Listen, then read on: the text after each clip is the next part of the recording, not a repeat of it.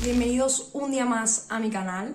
En el día de hoy vamos a tratar el penúltimo capítulo sobre el caso de Madeleine McCann y básicamente la recopilación de todos estos datos, testimonios y demás extras que estamos dando y que pues hasta ahora estaban un poco en la sombra. Hoy lo que vamos a tratar aquí son, haciendo un poco de resumen, las contradicciones y declaraciones de los amigos de los McCann, en concreto de uno llamado David Payne, que es el más íntimo a Jerry y Kate de los que estaban en Portugal.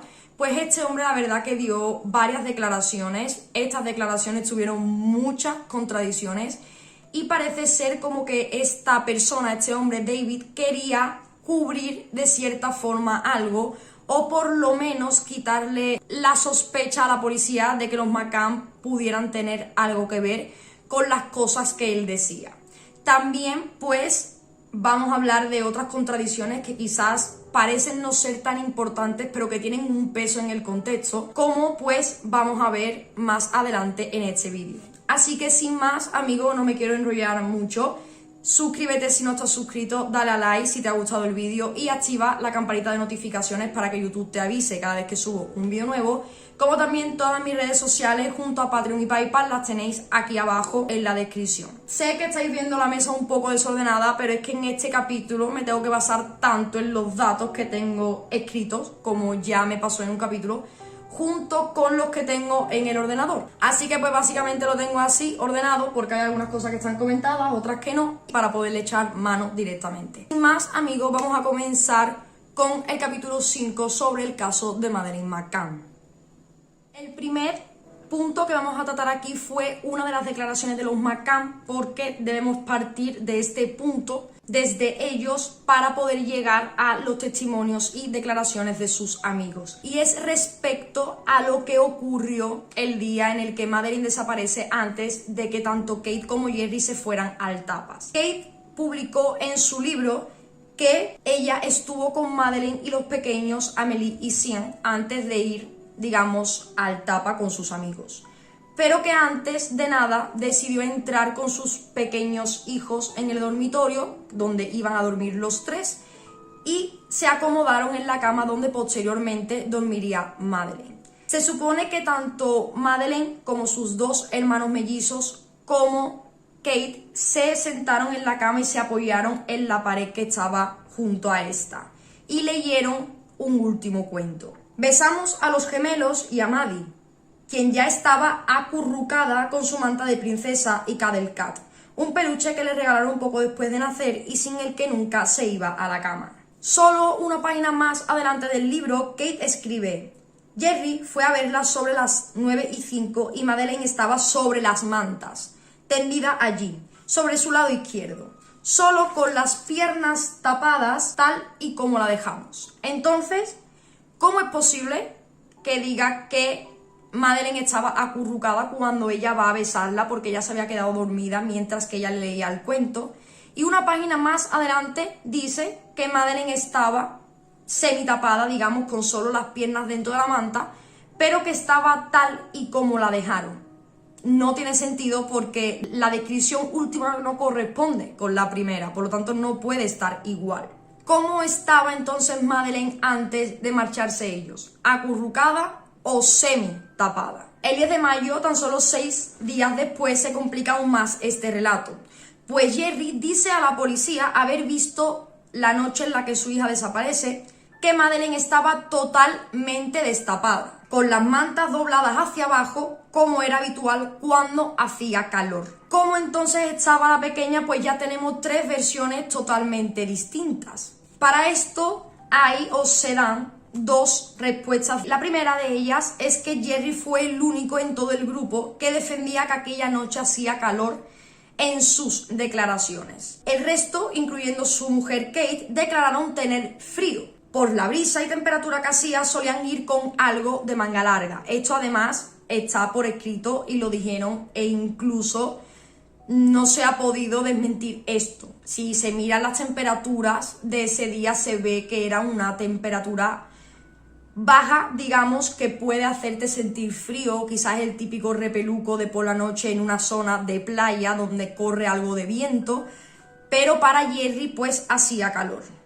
pero como estoy diciendo, la temperatura de ese día marca entre 13 y 16 grados para la hora en la que ellos salieron. Si Jerry dice que Madeleine dormía sobre la cama cuando hacía calor, entonces en primer lugar quiere recalcar que hacía calor, siendo aparentemente mentira, como también esto ayudaría a entender por qué la cama estaba prácticamente perfecta, en su opinión, porque si la niña había dormido con las mantas dobladas, pues no habría tantas arrugas, pero entonces ¿cómo es posible que las mantas se encuentren hacia arriba, normal, hacia la altura de la almohada, cuando si la persona que ha entrado a llevarse Madeleine la ha cogido sin estar tapada, no debería de haberse parado a poner bien las sábanas? Y de la otra manera sería exactamente igual.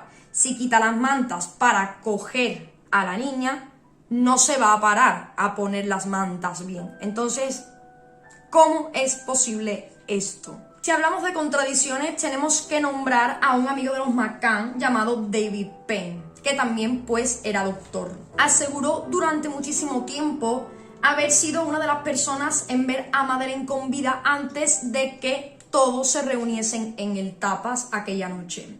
Aunque David quería aportar ciertos datos y decía haber ido al apartamento, haber visto a Kate y a los 3 niños e incluso haber estado hablando con Kate, la mujer negaba de cierta manera todo esto y simplemente decía que David sí que estuvo allí, pero que no llegó a entrar en el apartamento, solo que se quedó frente a la puerta y que estuvieron hablando poco tiempo. Básicamente, pues negaba todos los datos y detalles que estaba aportando David. El dato extra es que David titubeaba mucho en su declaración. Parecía no tener las cosas muy claras en cuanto a cómo pasó y en qué orden. Repetía constantemente coletillas como en o y también pues el típico tú sabes o no recuerdo, en numerosas ocasiones haciendo incluso molesto escucharlo declarar. Esto recuerdo que lo puse y lo señalicé porque sí que estuve escuchando las declaraciones de este hombre y prácticamente era imposible unir una cosa con otra por tantos cortes que él tenía, tantas coletillas que soltaba, tantas veces que se quedaba como callado y volvía a seguir con el tema. Era muy complicado llegar a sacar en claro algo de lo que este hombre decía. Lo curioso aquí es que es la única persona que dice haber visto a Madeleine con vida antes de que los padres se marcharan al tapas y sin embargo los McCann le quitan toda credibilidad. Entonces, ¿mentía David? ¿Mentía los McCann?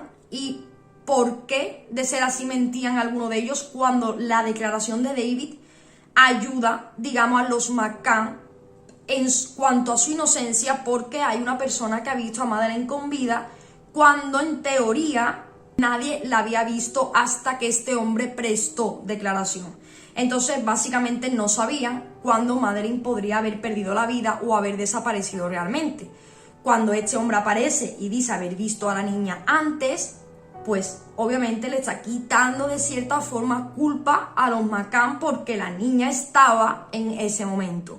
Pero los padres niegan esto totalmente. El doctor Matthew Oldfield, que también iba con ellos, quien hizo la guardia y vio a los niños después de Jerry a las 9:30, dice que a la hora en que David dice haber visto a Madeleine en el apartamento junto a su madre y hermanos, la familia estaba en la cancha de tenis viendo a Jerry jugar, haciendo que básicamente tanto la versión de David como la de los McCann caiga, porque en teoría ninguno de los dos habían dicho que los McCann se encontraban jugando el tenis. O mentía David, o mentía los McCann, o mentía Matthew. Entonces aquí hagamos un resumen para dejar varias cosas claras y no liarnos. En primer lugar, en esta parte de las contradicciones tenemos que David Payne dice haber visto a Madeleine antes de que los McCann se fueran al tapas. Y que Matthew Oldfield dice que toda la familia McCann estaba en la cancha de tenis viendo a Jerry jugar. ¿Cuáles son los puntos más importantes que tiene la declaración de David? Porque este hombre no dijo solo esto que os he comentado. Básicamente son varios puntos los más concretos y los que digamos pues no tienen sentido o sí, según por dónde lo mires y según qué analices. Una de ellas fue que según David se reúne con Jerry en la cancha de tenis. que luego Jerry le pide a David que vaya a ver a su mujer, pero que no recuerda el motivo por el que Jerry lo mandó al apartamento. Luego dice que eran sobre las 6:30 de la tarde. También que entró en el apartamento de los McCann por la puerta del patio. Recordemos que es la puerta corredera. El otro dato es que los 3 niños, según la versión de David, tenían puestos sus pijamas prácticamente todo de color blanco. Que Kate y los niños parecían muy felices, que después de esto volvió a las canchas de tenis. No dice en ningún momento de qué habló con Kate ni a qué fue al apartamento, y que jugó con Jerry, quien al rato dejó de jugar porque ya llevaba mucho tiempo jugando ese día. Esto fue básicamente lo que él dijo. Al preguntarle por ciertos aspectos de los declarados, David se mostraba titubeante, dudoso y sin saber bien qué responder. Es posible que estuviese mintiendo. De ser así, ¿con qué fin? Porque el único fin que a mí se me viene a la cabeza es cubrir a los McCann de cierta forma, pero si los McCann no le siguieron el juego, digamos, no se dejaron cubrir por este hombre, pues tampoco le encuentro mucho sentido. Además, por otro lado, ni Jerry ni Kate habían contado esto en sus declaraciones previas, que básicamente habían sido el 4 de mayo, el día siguiente de haber desaparecido Madeleine. Cabe destacar también que parte de estas declaraciones fueron relatadas cuando los medios comenzaron a dudar de la inocencia de los McCann y si alguien había conseguido ver con vida a Madeleine aquel día. Jerry, 6 días después, sí que dijo algo sobre esto y cambió parte de su primera declaración. Simplemente mencionó que David estuvo con él y que fue a ver a Kate sobre las 6:30. ¿Por qué? Si esto era verdad, Jerry lo dice después que David y no antes cuando es preguntado. Y por otro lado, ¿por qué Kate seguía sin dar este dato? Seguía sin decir la hora o seguía sin decir y sin ser más clara en cuanto a por qué David había ido o qué era lo que había pasado. El 6 de septiembre de 2007, Kate fue llamada por la policía portuguesa para ser interrogada. Recordemos que este es el día en el que a ella se la nombra árbitra. Esta fue básicamente su penúltima entrevista y en esta concretamente le mostraron imágenes de los perros rastreando pues el coche, el apartamento, entre otros lugares y objetos. Durante este interrogatorio ejerció su derecho a no declarar, pero decidió añadir aquí la supuesta visita de David. Estamos hablando que el testimonio de David se da en mayo.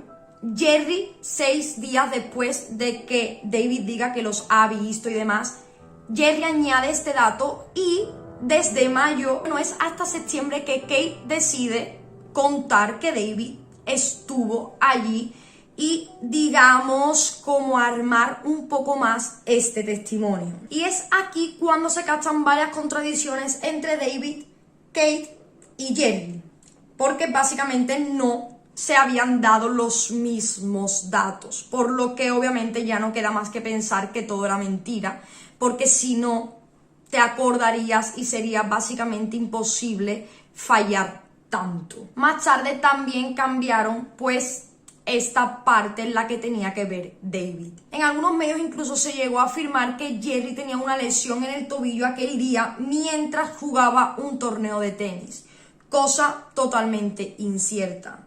También otro medio decía, se confirma que el doctor David Payne vio cómo metían a Madeleine en la cama, siendo algo totalmente falso, pues David nunca mencionó este hecho y además él dice que vio a los niños en pijama, pero jamás dice haber visto cómo Kate los acostaba, los tapaba y los, pues básicamente, arropaba. Solo en este episodio, o sea, solo en este apartado de pongámosle si David estuvo o no en el apartamento, hay 13 contradicciones distintas por parte de los propios padres de la niña desaparecida y de este hombre. 6 serían solamente en cuanto a cómo fue la visita, cuánto duró, qué fue lo que vieron y qué pasó. Ninguno se ponía de acuerdo cuando se supone que al menos Kate y David tenían que estar presentes en ese momento.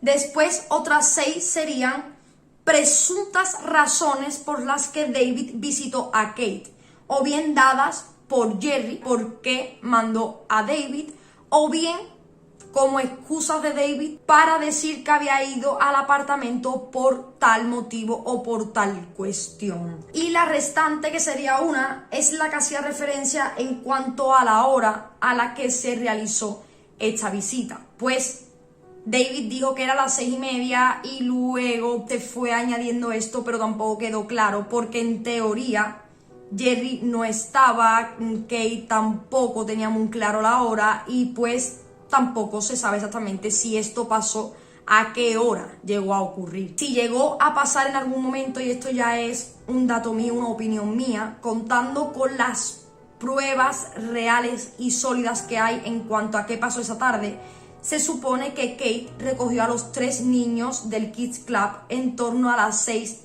de esa misma tarde e incluso existe el documento firmado como de recogida de los menores. Entonces es posible que quizás esta visita se pudiese producir a las 6:30, pero tampoco queda claro porque en ningún momento se llegó a decir con seguridad ni se llegó a afirmar esto de una manera sólida. Y además, Matthew, el otro amigo, dice que sobre las 6 de la tarde estaban todos en la cancha de tenis. Entonces, no daría tiempo, digamos, de que todo esto suceda en el mismo momento cuando se supone que Kate decía haber recogido a los niños, haberlos llevado al apartamento y que los preparó y los acostó.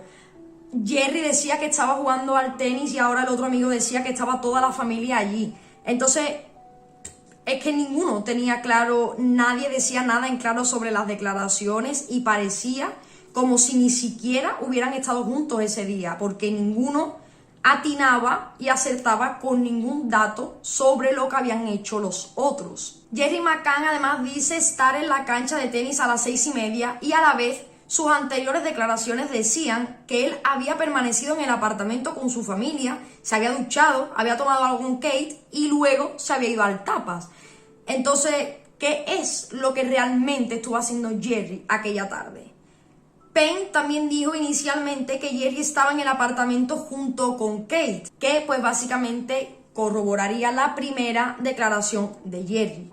Pero luego cambió su versión y dijo que solo estaba Kate con los niños. Entonces tampoco se tiene muy en claro qué era lo que estaba sucediendo. Penn dice haber ido solo una vez a la pista donde estaba Jerry. Este último dice que fueron 2 ocasiones en las que David estuvo en la cancha. Por otro lado, los medios decían que Jerry tenía una lesión muy grave que le obligó a dejar de jugar sobre las 4:30 de esa tarde. Sin embargo, según las últimas declaraciones de Jerry, él a las 6:30 de la tarde estaba participando en una competición de este deporte. Entonces aquí ya se pueden contar un total de 20 contradicciones solo en este aspecto y en esta parte del tema. ¿Cuáles son las otras contradicciones que hubo así para tocarlas por encima? El testimonio de Matthew, quien hizo el turno a las 9:30. Si los gemelos dormían en cunas o en camas esa noche. ¿Cómo se referían Kate y Jerry a Madeleine? Si por su nombre o por su apodo. Porque según el punto en el que estaban en la declaración, como que si querían ser más cercanos o dar más pena decían Maddie y después solamente decían Madeleine o estaban más fríos y más distantes. También tenemos que hablar de la última foto de Madeleine tomada supuestamente el 3 de mayo de 2007 a las 2:30 de la tarde, que es el día en que desaparece la menor. Esta foto, como sabemos, fue mostrada 3 semanas después de ser tomada y porque básicamente la policía se puso a las malas con los McCann porque no le daban ninguna foto reciente para poder ellos mirar e investigar y preguntar. Y aquí surge la famosa teoría, la cual dice que Madeleine para el día 3 de mayo ya no estaba con vida y verdaderamente no desapareció ese día. Porque hay personas que piensan esto o que esto haya podido ocurrir en algún momento. Pues básicamente porque Jerry y Kate, además los niños también, eran unas personas de tez muy blanca. Yo soy una persona muy blanca de piel, sé de lo que hablo y de lo que voy a hablar. Y básicamente cuando estás en un sitio turístico y estás una semana como estaban ellos, o iban a ser una semana, o sea, llevaban mínimo 6 días allí. Jerry tiene el típico rojito, el típico quemado en la piel de llevar 2 días en el sitio, que le está dando mucho el sol y que todavía su piel no se ha hecho a, digamos, ese clima, a ese sol, a esos rayos, y se pone como un tomate, y es también lo que me sucede a mí. Hasta que no estás más tiempo y de una forma más prolongada, no se empieza a coger un color, digamos, moreno o bronceado. Digo esto porque Jerry, en esta foto hecha supuestamente el día en que desaparece Madeleine, tiene este color rojizo de haberse quemado. Sin embargo, un día, 2 días después, cuando ya lo empiezan a captar las cámaras de televisión y de los medios, resulta que este hombre ya estaba bronceado, al igual que Kate. Entonces, a no ser que se hayan dado rayos uvas o se le haya puesto el moreno en un tiempo récord, tampoco tiene mucho sentido que tú un viernes estés rojo como un tomate y el sábado o el domingo tengas un moreno increíble como el que lleva una semana en Marbella. ¿Por qué hablamos de esta foto? Y también hemos hablado de las contradicciones en el tiempo que hacía aquella noche. Pues básicamente porque las personas que se han informado de esto y han tirado de hemeroteca y han tirado de el tiempo y el clima que hacía ese día, han podido comprobar, y de hecho están los documentos, que ese día, el 3 de mayo de 2007, día en que supuestamente desaparece Madeleine y día en el que supuestamente fue tomada esta foto en la piscina, se supone que a la 1 p.m., es decir, a la 1 de la tarde, hacía una temperatura de 17 grados, lo que es relativamente frío. Quizás para ellos no lo era tanto. Después, a las 2 p.m., la temperatura había subido 1 grado, siendo de 18. Nuevamente, no lo suficiente caliente como para que el sudor, como vemos en la foto, brote de la frente de un hombre que vestía nada más con una camiseta de algodón y unos pantalones cortos y que tiene los pies metidos en la piscina. Como estamos viendo en la foto, se ve que hace un buen tiempo, que hace mucho sol, que Jerry está sudando, pues tiene brillo en su frente, que si las niñas están mojando los pies es porque hace calor, y 17 o 18 grados no es verdaderamente calor como para que se vean estos signos tan evidentes. El registro de toda la semana de vacaciones desde que llegan los McCann hasta el 4 de mayo, que es cuando se iban a ir, vemos un patrón claro de caída en cuanto a la temperatura y el aumento de la nubosidad entre estos días. Básicamente estuvieron siendo días nublados donde podría hacer calor, porque cuando está nublado suele hacer más calor, pero si está nublado no se puede ver ese sol tan resplandeciente, tampoco se van a meter en la piscina. No sé, no me termina a mí tampoco de cuadrar en cuanto a que esta sea verdaderamente la última foto tomada a Madeleine y que sea del día 3 de mayo.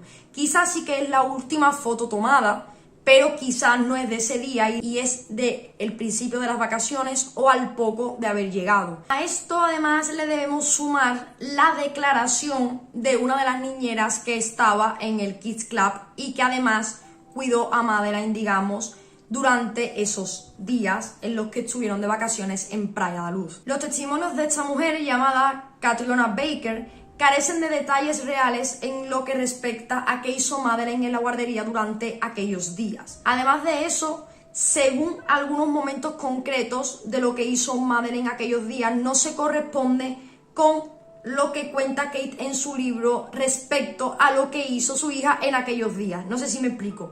Como que la cuidadora de la guardería decía unas cosas y se supone que Kate las debería saber porque es su madre, y Kate contaba otras totalmente distintas que no se correspondían con estas. Además, también hay muchas contradicciones en las declaraciones de Catriona y de las otras niñeras de esta guardería, del Kids Club. También hay pruebas de que los McCann ya conocían a Catriona Baker, esta mujer de la guardería. Pues Chloe Corner, hija de John Corner, el padrino de Madeleine, que era un cineasta, recordemos, había sido amigo de Catriona Baker en Facebook mucho antes de 2007.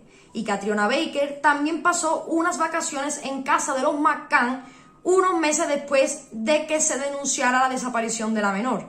Esto obviamente sugiere una estrecha relación entre ellos. Después de que Gonzalo Amaral fuera destituido como coordinador de la investigación en octubre de 2007, fue reemplazado por Paulo Rebelo.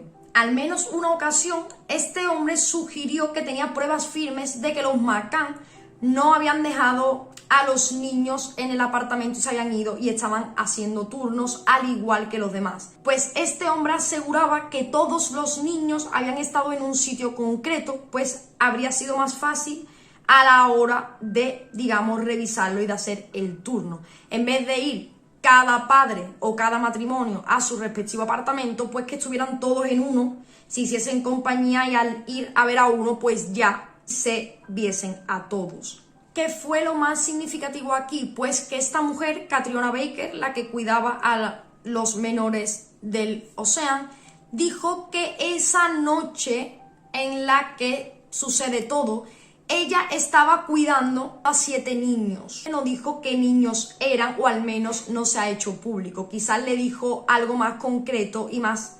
exacto a esta persona, a Paulo Rebelo, pero no han trascendido esos detalles. ¿Qué es aquí lo que sucede? Porque si esta mujer dice que estuvo cuidando a 7 niños aquella noche, realmente los niños con los que iban los McCann eran un total de 8. Entonces, si esta mujer dice haber estado cuidando a 7 y no a 8, es que ya faltaba uno para la noche en la que supuestamente desaparece Madeleine. ¿De qué manera todo esto se queda como algo que no es importante?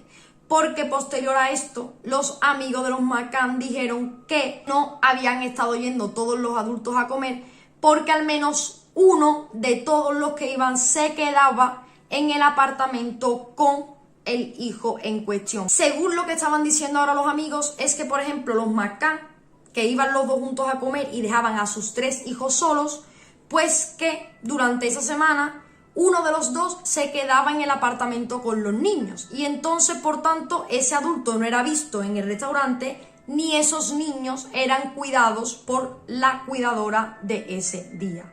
Entonces, básicamente se ampararon en esto y todo quedó ahí, como que esta persona cuidó a 7 niños y no a 8 porque un adulto se quedó con su hijo porque estaba enfermo. El hecho de que el matrimonio dejara solo a sus 3 hijos aquella noche generó un gran debate público que avivó también las críticas de la prensa. Los McCann llegaron incluso a ser interrogados por los servicios sociales en septiembre de 2007, pero no era simplemente porque hubiesen dejado a sus hijos solos, sino porque para septiembre de 2007 ya habían sido señalados y acusados formalmente como sospechosos y obviamente tenían a 2 hijos más que tendrían que ver los asistentes sociales o quien proceda, que era lo que iba a pasar con esos niños.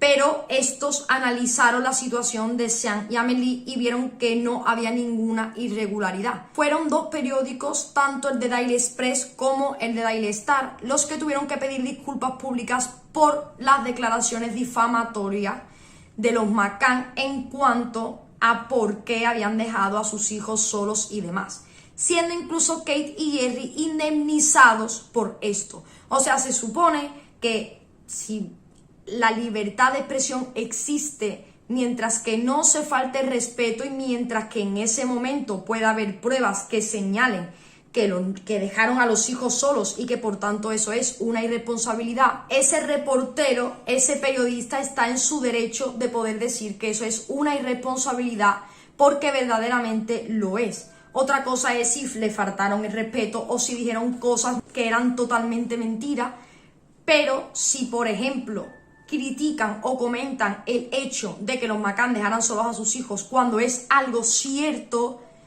no deberían de haber sido indemnizados o no deberían de haber pedido disculpas, digamos. Pero parece ser que los McCann tienen una coraza prácticamente irrompible. Después de esto fue cambiado el estatus del caso, porque como ya fueron tomados formalmente como sospechosos, se estaba investigando un asesinato y no un secuestro, debido a todos los indicios, pruebas y testimonios recogidos que todos básicamente llevaban e indicaban a una clara dirección. Fue el 9 de septiembre de 2007, solo unos días después de haber sido tomados como sospechosos, los McCann abandonaron Portugal porque en este país, en Portugal, pues mientras que sea sospechoso puedes irte del lugar sin ningún problema. Por lo tanto, volvieron a Inglaterra pese a ser sospechosos de la desaparición o asesinato de su hija.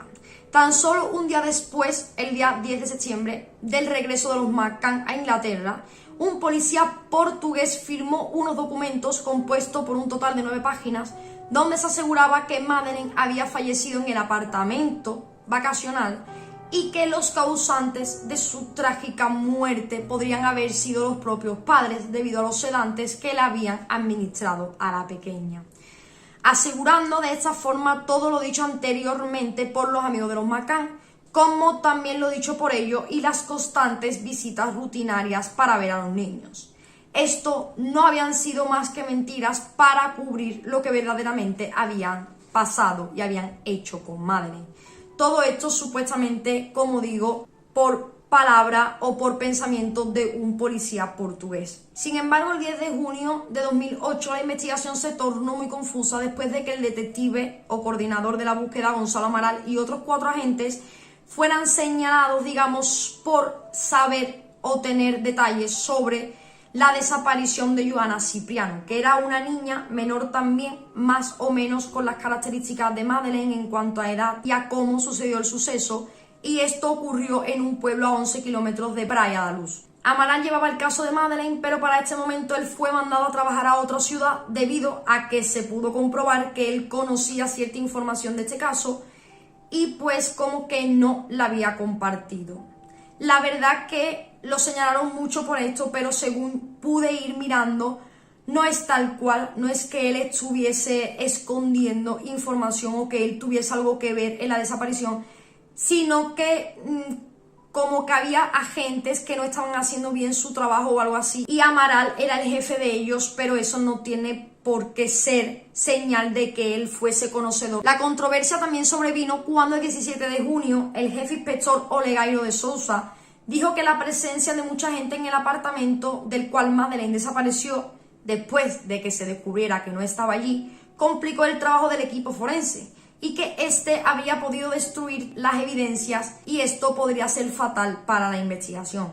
Sin embargo, el equipo de la policía británica, traída desde Inglaterra para asistir a la investigación, encontró a principios de agosto de ese año manchas de sangre microscópicas sobre la pared del apartamento donde estaba Madeleine, que son las fotos y las alertas que enseñamos en el vídeo anterior. Como dije, estos restos, estas manchas fueron analizadas, pero no podía darse un resultado concreto, porque se pudo descubrir que era sangre, pero no exactamente a quién pertenecía. Pues este ADN coincidió un 88% con el de Madeleine, pero al no ser un resultado 100%, no era algo concluyente ni algo para sostener una acusación formal. Fue por eso que en los laboratorios de Reino Unido fueron analizadas nuevamente las muestras de ADN con una técnica llamada Kaplan-Meier. Esto básicamente lo que hace es que a raíz de nuestra composición genética de nuestro ADN saca como unas cadenas de números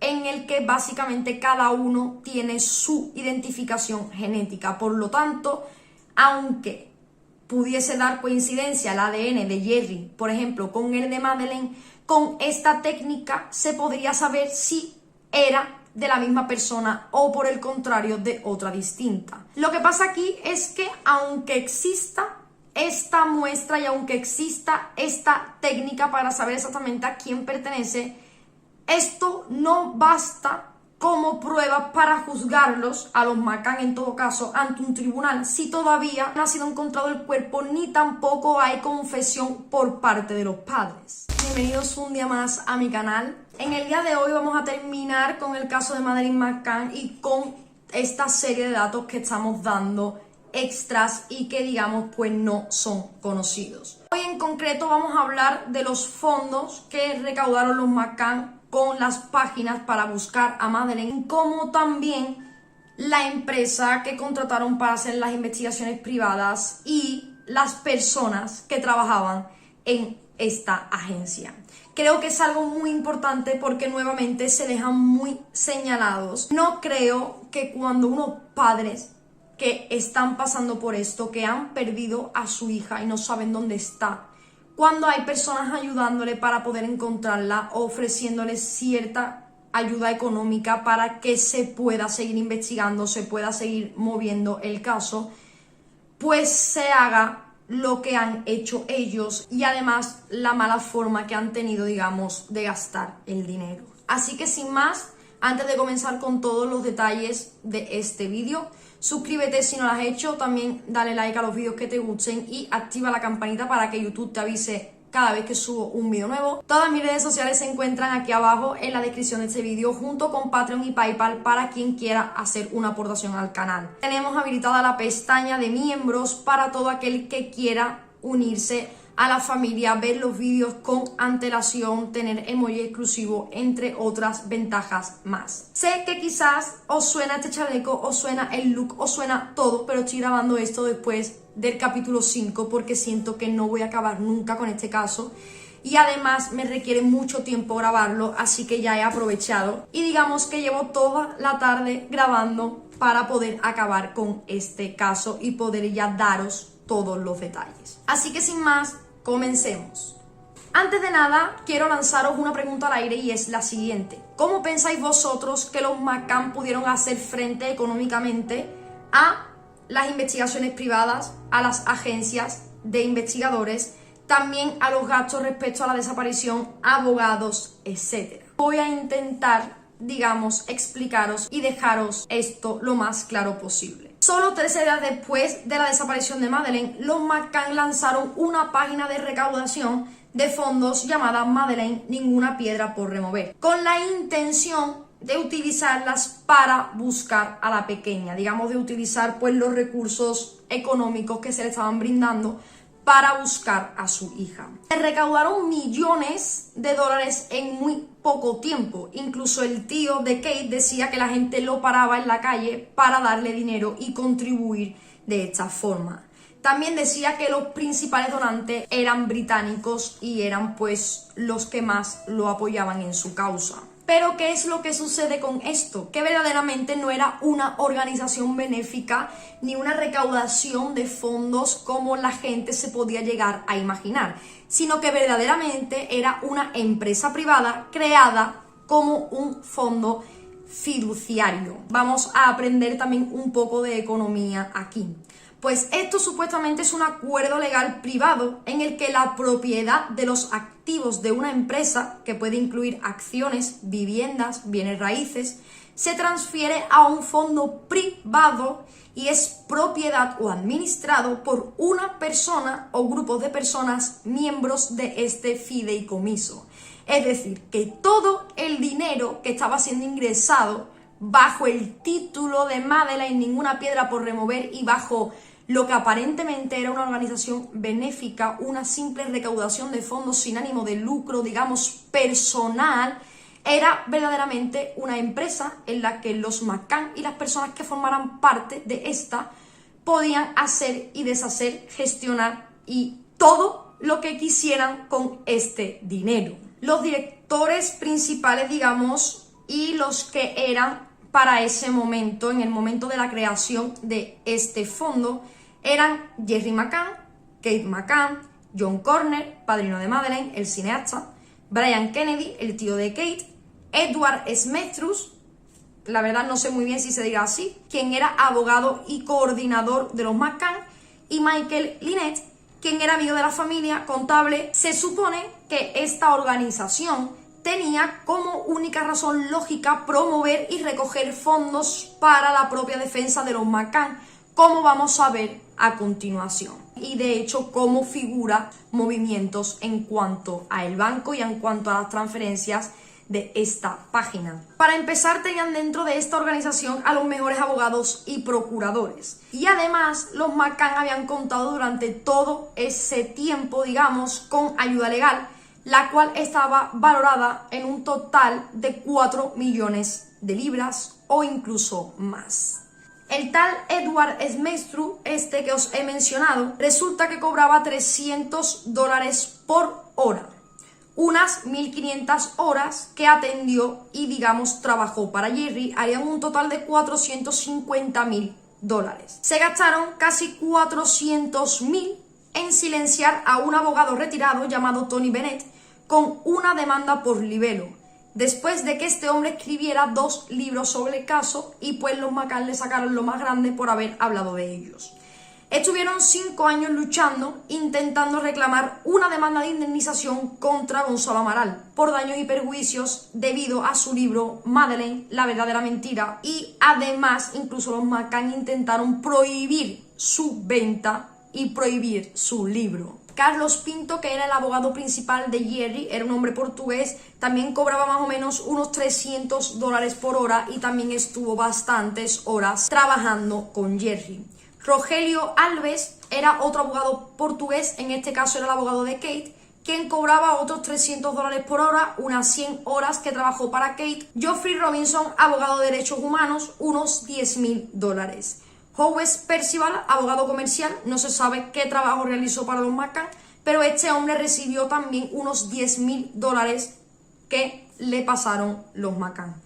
Y por último tenemos a Método 3, que fue la agencia de detectives que trabajó con los McCann durante algún tiempo, situada en Barcelona, con los cuales tuvieron un gasto más o menos aproximado de $50.000 o $100.000, entre otros muchos gastos más. Lo que se recaudó en total tanto en esta fundación como en las demás no se conoce, al igual que tampoco se sabe en qué decidieron ir invirtiendo este dinero. Algo lo sacaron para comprarse una casa nueva para terminar de pagar la suya, pero no se sabe más porque, aunque en teoría deberían de haber ido publicando los extractos y movimientos de la página para que todo esto sea más transparente, esto no llegó a suceder y cuando compartían algún movimiento, algún extracto, pues era parcial y no era completo, entonces pues había datos y movimientos que faltaban. Es debido a esto que un contable llamado Enid O'David llevó a cabo un gran análisis del fondo titulado Fondo Madeleine, Revisión e Investigación de las Cuentas. Este análisis demostró que solo se cumplen los requisitos legales mínimos y que no muestran ningún desglose detallado en dónde provienen los ingresos ni en qué se han gastado. Lo que sí sabemos es que una gran parte del fondo ha sido invertido en una serie de agencias de detectives e investigadores, de los que ahora hablaremos con detenimiento. Edward Smetrus, este abogado que hemos mencionado antes, es una de las personas principales encargadas de la Fundación Madeleine, la cual hemos dicho que era una empresa privada. Este hombre, según Kate, contactó con su marido Jerry tan solo 12 días después de su regreso de Portugal, es decir, cuando ya eran sospechosos y se habían vuelto a Inglaterra. Un simple abogado comercial que representaba a un hombre de negocios llamado Brian Kennedy. No confundir con el tío de Kate, el cual se llama igual, es otro hombre. Este señor, Brian Kennedy, era dueño de varias compañías, incluyendo una de las más famosas, que es Ventanas Everest.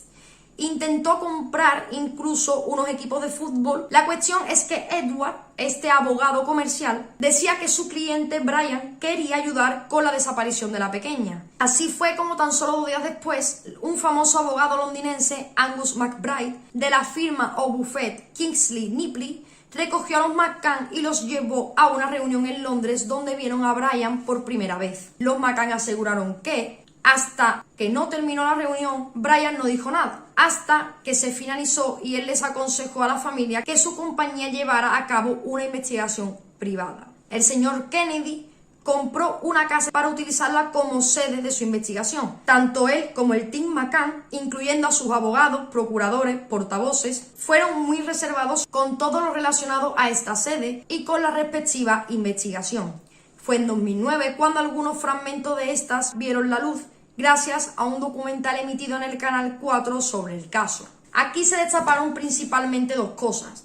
La primera es que para todo esto y en la fundación se contrató a un experto en blanqueo de capitales llamado Gary Hogland. ¿Qué tiene que ver este hombre con la desaparición o en el contexto de una simple recaudación de fondos cuando este hombre es experto en blanqueo de capitales? Y también se contrató a la muy controvertida agencia de detectives Método 3 ubicada en Barcelona. Vamos a hablar de los 7 principales hombres que tenían que ver en esta agencia llamada Método 3. Uno de ellos es Francisco Marco, jefe de Método 3. Fue uno de los que afirmó que Madeleine estaría en casa por Navidad. Antonio Jiménez Raso, investigador jefe de Método 3 en la investigación del caso Madeleine. ex oficial de policía encarcelado desde febrero de 2008 hasta julio de 2012, bajo sospecha de participación en una importante banda criminal. Este hombre básicamente estaba vinculado a Manuel Villarejo, excomisario del Cuerpo Nacional de Policía, acusado de organización criminal, cohecho y blanqueo de capitales, y estuvo 3 años y algo más en prisión. Julián Peribáñez era el ayudante de Antonio Jiménez Raso. Kevin Halligan, conocido por los McCann como Richard Halligan, ingresó en prisión en el año 2009 bajo sospecha de fraude. Acabó siendo condenado por esto y cumpliendo condena en una prisión de Estados Unidos. Pero este no pertenecía directamente, no era trabajador de Método 3, sino que trabajó con ellos durante la investigación de Madeleine. David Edgar, detective jubilado con sede en Cheshire, dijo que Jane Turner, que era la testigo que había dicho haber visto a un hombre y demás, estaba convencida de que vio a una mujer y no a un hombre como había dicho. E incluso afirmó que Madeleine estaba retenida cerca de Praia da Luz. Arthur Cowley, detective jubilado con sede en Flintshire, creó una empresa falsa llamada Alpine para que pareciera que él y Edgar dirigían una agencia de detectives bien establecida, Alpha Investigation Groups. Lo peor es que esto no existía. Y por último tenemos a Gary Hagland, que como he dicho era un experto en blanqueo de capitales. Poco después de la Navidad de 2007, Antonio Jiménez Raso y su hermano gemelo fueron acusados de robar cocaína de un cargamento ilegal de 1.500 kilos, valorado básicamente en 25 millones de libras, de un barco procedente de Venezuela. En el juicio, el tribunal dijo que era parte de una banda excepcionalmente violenta que implicaba al menos a unas 27 personas. Antonio Jiménez Raso trabajó hasta 2004 de inspector jefe de la Unidad de Drogas y Crimen Organizado de la Policía Autonómica Catalana. Dejó el cuerpo por circunstancias misteriosas y nunca explicadas justo cuando comenzó la investigación interna. Tras esto pasó a trabajar para la agencia que más tarde contratarían los McCann, Método 3, concretamente entrando en esta agencia en agosto de 2005. Su banda incluso amenazó en varias ocasiones al fiscal para perturbarlo y que básicamente no lo declarase culpable. Acabó libre ya que no se pudo probar la culpabilidad respecto a formar parte de una banda. Entonces analicemos. Este hombre era ex inspector jefe de la UCO, después era investigador del caso Madeleine para Método 3, colaborador de narcos, mafiosos y organizaciones criminales, y había estado 4 años en prisión preventiva sin fianza. Este hombre verdaderamente era de fiar, este hombre verdaderamente hizo algo, investigó algo, lo que dijo era verdad. ¿Cuánto tiempo estuvo involucrado en esta investigación? Pues verdaderamente mucho. Él era el hombre oficial del Team McCann en Marruecos. La principal razón de Antonio para ser, digamos, el hombre oficial de los McCann en Marruecos era porque se había visto mucho a Madeleine y había altas posibilidades de que la niña hubiera sido vendida en este país.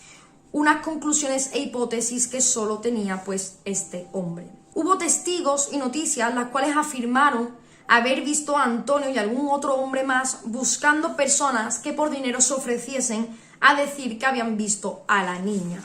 Esto salió después básicamente porque, no sé si acordaréis que hubo una foto muy conocida y muy famosa que se difundió bastante de una niña en Marruecos, rubia, con características físicas similares a la de Madeleine y que se hacía bastante hincapié en que era esa niña que estaba allí, que había sido vendida, etc.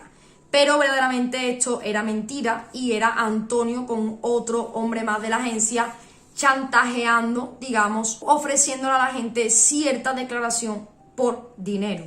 Esto se confirmó casi por completo cuando artículos de varios periódicos marroquíes afirmaron que el gobierno había tomado la decisión inusual de expulsar a un hombre que había estado visitando hoteles y cocheras en lugares distintos, ofreciendo dinero a personas que afirmasen ver a una niña parecida a Madeleine. El 13 de noviembre, Antonio y su jefe, Francisco Marco, acudieron a la comisaría de Portimao, que era el cuartel general de la investigación oficial en Portugal. Querían mantener una reunión con ellos y parece que era algo bastante importante, pues estaba entre ellos el hombre multimillonario cabecilla de la investigación privada de los McCann, que era Brian Kennedy, el famoso dueño de Ventanas Everest. ¿Por qué esta reunión entre investigadores privados, ya fueran españoles o no, el multimillonario y la policía portuguesa? ¿Por qué fue algo inesperado y no algo concertado? Pues para la primera pregunta respondemos que Antonio Jiménez Raso utilizó sus contactos de la policía para que un compañero llamara a otro en Portugal y que éste les concertara una cita con los agentes que investigaban el caso. Y para la segunda pregunta, supuestamente Método 3 tenía información de vital importancia sobre el caso y sobre quién se llevó a Madeleine. Contaron varias cosas increíbles e ilógicas para luego decir que tenían a 3 sospechosos principales y que tenían razones de peso. La policía tomó nota de todo esto, lo cual nunca les llevó a nada. Cuando Antonio quedó detenido en el año 2008, seguía siendo uno de los investigadores del caso de Madeleine. Incluso hasta los propios medios destacaron esto.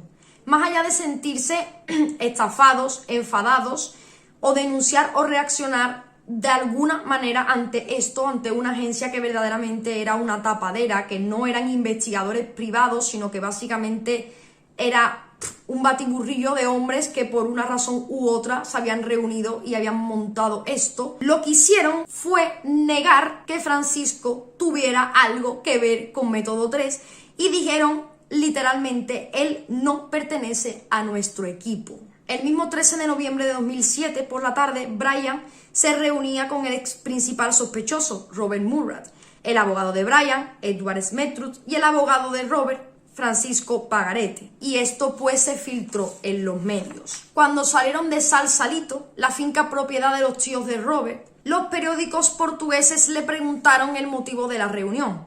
A lo que Brian Kennedy contestó que venían para ofrecerle trabajo a Murad para que éste ayudara a encontrar a Madeleine. ¿Con qué podría ayudar Robert en esto? ¿Trabajar ayudando a un hombre que simplemente conocen supuestamente por ser de allí y por haberse ofrecido a ser el traductor de los McCann? Además, habiendo estado señalado como sospechoso en algún momento. ¿Qué seguía teniendo que ver Robert Murad con el caso y con la investigación de este?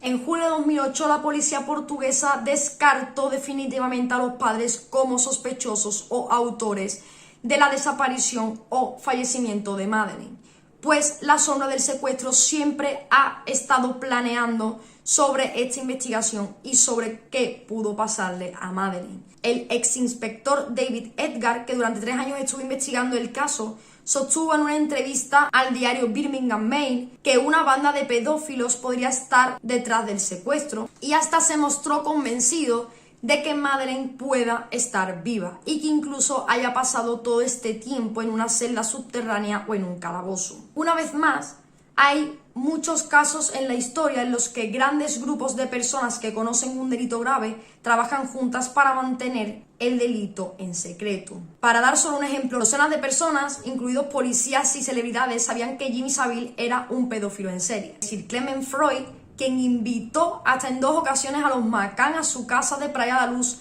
tras la desaparición de la pequeña, había sido un pedófilo en serie durante décadas.